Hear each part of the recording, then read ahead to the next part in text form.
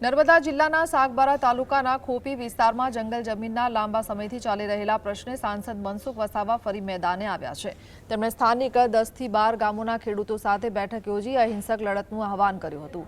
સાંસદે ખેડૂતોને જણાવ્યું હતું કે લોકસભા સત્ર પૂરું થયા બાદ તેઓ જાતે આવશે અને બધા ત્યાં ખેતી કરવા જઈશું। આ સાથે તેમણે પોલીસને ખુલ્લી ચેલેન્જ આપી હતી કે જો પોલીસ મારી ધરપકડ કરવા માંગતી હોય તો કરી શકે છે, મને કોઈ વાંધો નથી। જંગલ જમીનના હકો માટે ખેડૂતોના સમર્થનમાં સાંસદની આ જાહેરાતથી રાજકારણમાં ગરમાવો આવ્યો છે।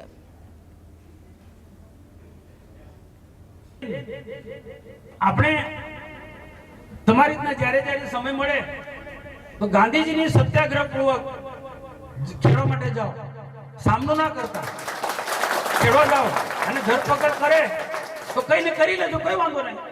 અને બાકીના બધા લોકો આપણે સમર્થન આપવાનું, પણ કોઈને કોઈ કાંકરી ચાળો આપણે નહીં કરો, કોઈ મુદ્દો મળી જશે એમને। હું તમને કોઈ દબાવવા માંગતો કે ડરાવવા માંગતો એવું નથી।